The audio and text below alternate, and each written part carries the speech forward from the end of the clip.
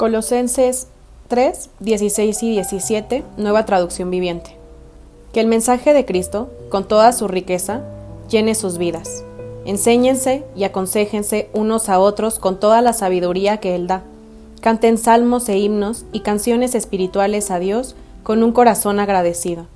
Y todo lo que hagan o digan, háganlo como representantes del Señor Jesús, y den gracias a Dios Padre por medio de Él. Juan 15, 1 y 2, Nueva Traducción Viviente. Yo soy la vid verdadera, y mi Padre es el labrador. Él corta de mí toda rama que no produce fruto, y poda las ramas que sí dan fruto, para que den aún más. Como representantes del Señor. Colosenses 3, 16 y 17. Juan 15, 1 y 2 en la Nueva Traducción Viviente.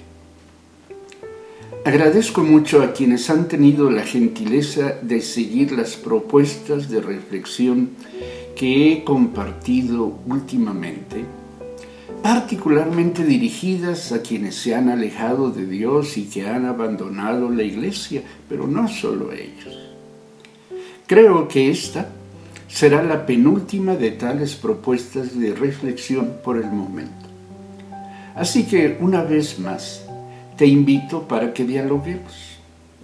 Por cierto, en mi última propuesta, cometí el error de, al finalizar la misma, invitarte a que hablemos de tu experiencia espiritual.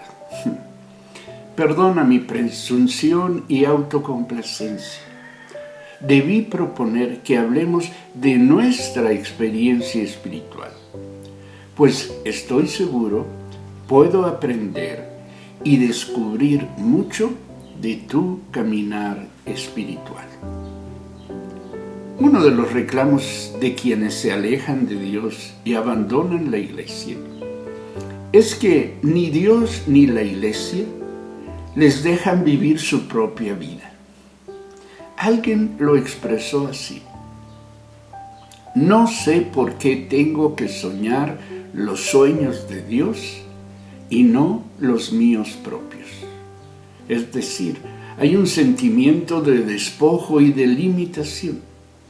No serían pocos, me parece, los que aún estarían dispuestos a acusar a Dios de ser egoísta e injusto. ¿Por qué? ¿Qué derecho tiene Dios para pretender que vivamos para su servicio?, se preguntan algunos.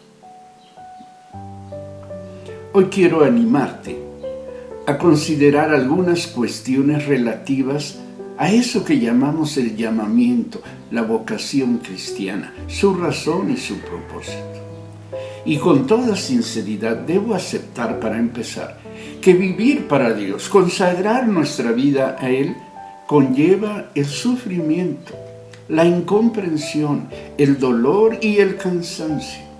No en balde el eclesiástico en el capítulo 2 advierte: hijo mío, si tratas de servir al Señor, prepárate para la prueba. Fortalece tu voluntad y sé valiente para no acobardarte cuando llegue la calamidad. Así que no te engaño. Te hago esta propuesta con temor y temblor, sabiendo de su dificultad y aún llevando en mi propia vida las cicatrices que deja el servicio a Dios. Uno de los paradigmas de la fe cristiana consiste en asumir que hemos sido llamados a santidad. Desde luego, santidad es sinónimo de pureza moral. Sin embargo, aquí propongo a ustedes que la pureza moral resulta irrelevante y hasta estéril cuando desconocemos que santidad es, ante todo, consagración. La consagración significa, como ya hemos dicho, esa disposición a entregar el todo de nuestra vida al Señor. Vive consagradamente quien vive su vida con propósito, quien está lleno del propósito de hacer todo para el Señor. Colosenses 3:17. a quienes les resulta agresiva la idea de vivir para Dios, conviene recordar, en primer lugar, que la Biblia enseña que todo lo que tenemos, la vida misma, los recursos, las capacidades, los medios, etc., todo lo bueno proviene de Dios, asegura Santiago en el capítulo 1, versos 16 y 17. Pablo, por su parte, nos recuerda que lo recibimos todo como dones y que los dones, responden a dos razones. La primera, al amor del Señor, que explica que recibamos aquello que no merecemos. Y la segunda, el interés del Señor de bendecir a otros a través de nuestro servicio. Primera a los Corintios 12, primera de Pedro 4:10. La Biblia nos enseña también que aunque Dios ha delegado en nosotros la administración de tales dones, Él sigue siendo el Señor, el dueño de los mismos. Por ello es que el Señor participa en el quehacer cotidiano de aquellos a quienes ha llamado y en algún momento respondieron a su llamado. Lo hace podando cuando lo que hacemos lo hacemos en conformidad con su propósito. Esta poda consiste en el hecho de que Él quita aquello que pueda estorbarnos, facilitando así la realización de nuestra tarea, capacitándonos y empoderándonos, abriendo espacios de oportunidad cada vez más significativos y poderosos. Pero el Señor también participa, de acuerdo con la enseñanza de Jesucristo, cortando las ramas que no dan fruto.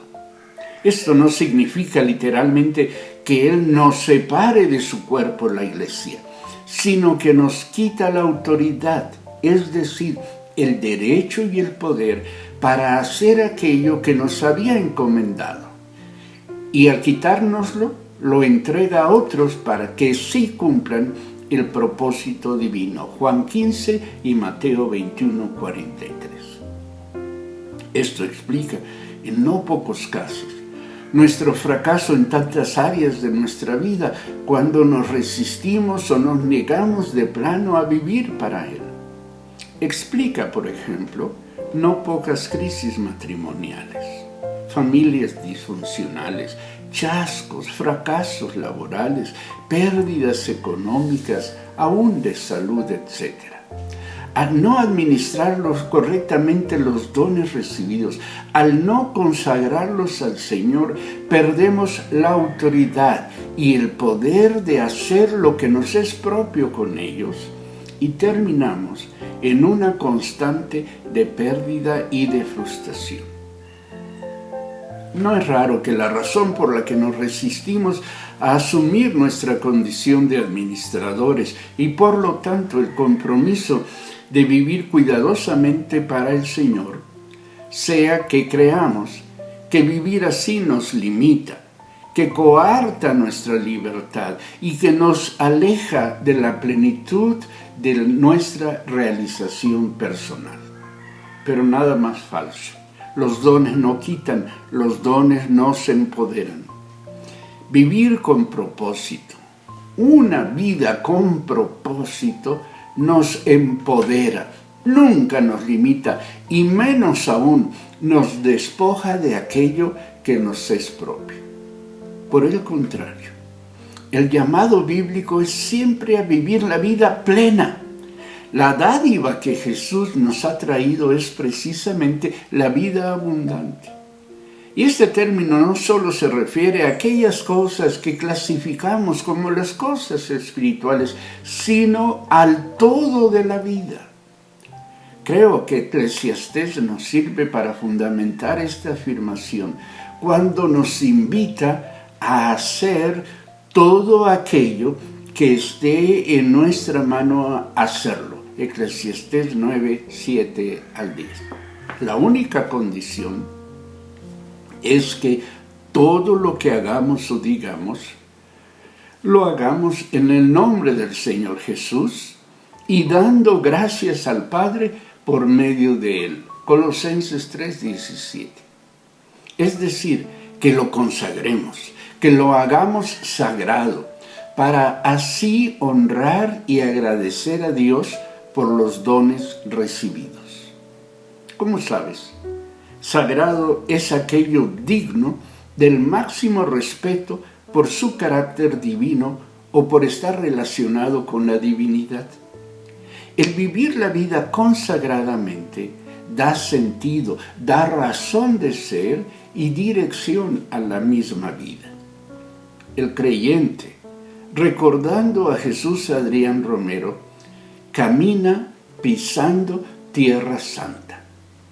Creo que lo que Jesús Adrián descubre de la vocación paterna es aplicable al todo de la vida. Recordemos lo que dice.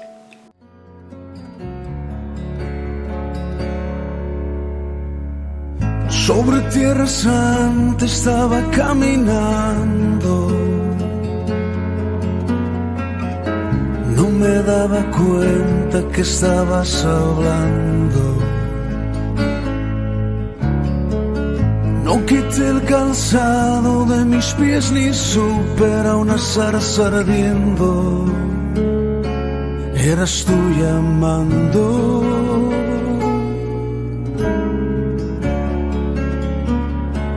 No me daba cuenta.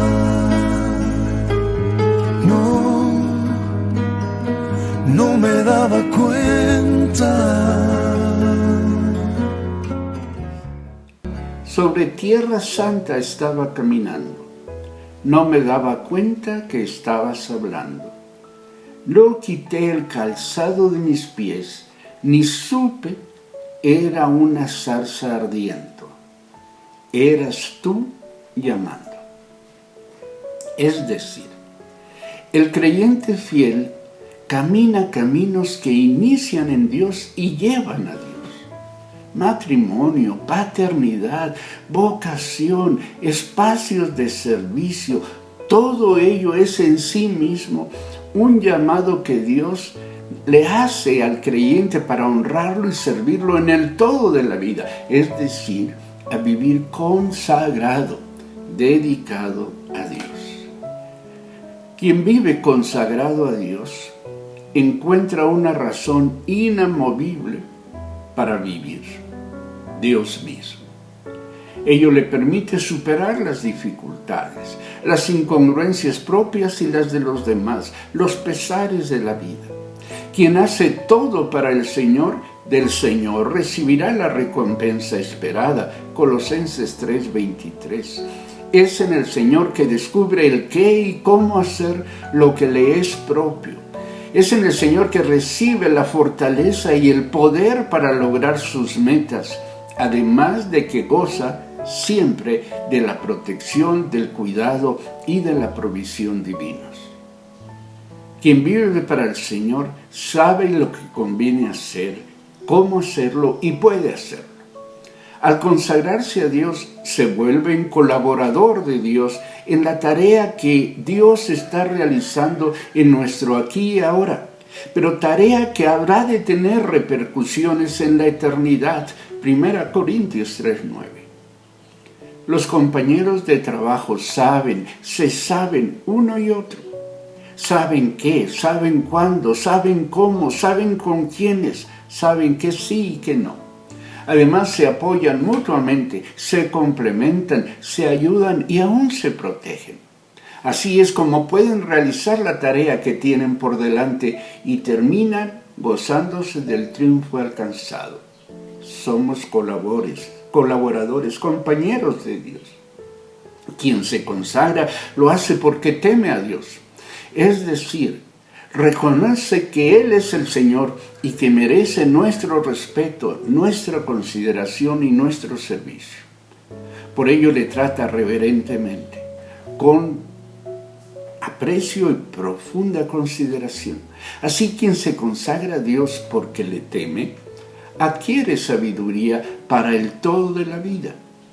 La Biblia dice que el principio de la sabiduría es el temor de Jehová. Salmo 111:10.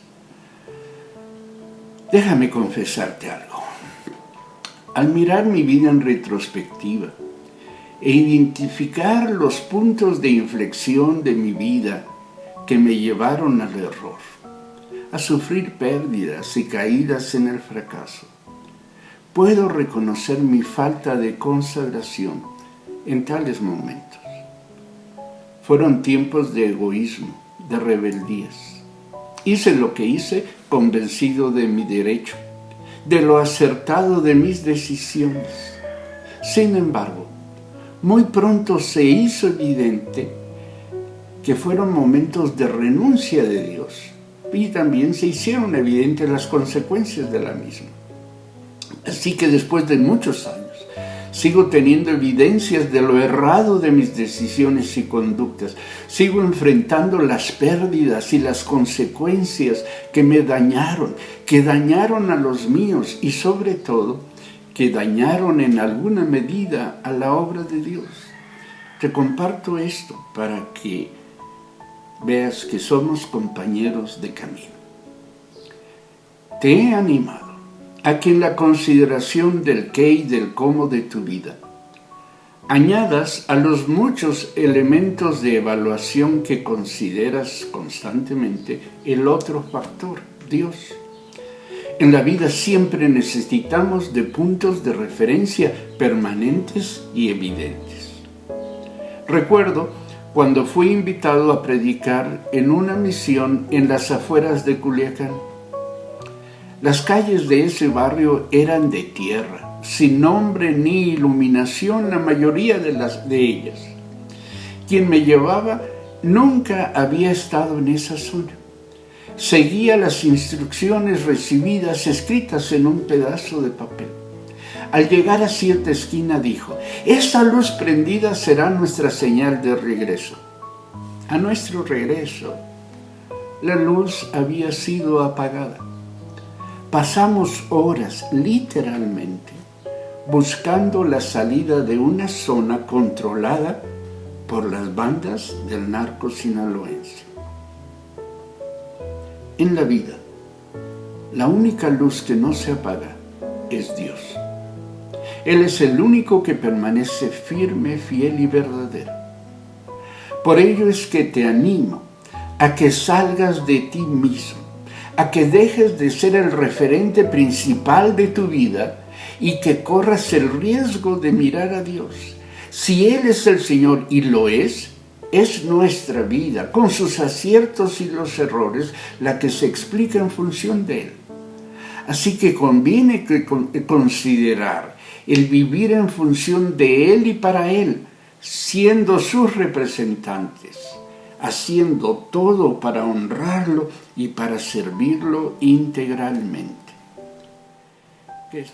Que estemos aquí es un indicador de que Dios todavía nos tiene paciencia y que por lo tanto todavía nos da la oportunidad para que llevemos fruto, para que vivamos una vida consagrada y por lo tanto una vida plena al servicio suyo y al de nuestros semejantes. Por ello, antes de hablar, preguntémonos si lo que vamos a decir se sujeta a la autoridad de Cristo y por lo tanto glorifica a Dios y edifica a quienes nos escuchan. Antes de hacer, consideremos si lo que vamos a hacer nos acerca o nos aleja del propósito para el cual hemos sido llamados. Porque no debemos olvidar, sea que vivamos o que muramos, somos del Señor. Romanos 14, 8. A tomar en cuenta esto te animo. A vivir de acuerdo con esto te convoco. En el nombre del Señor. Dios te bendiga.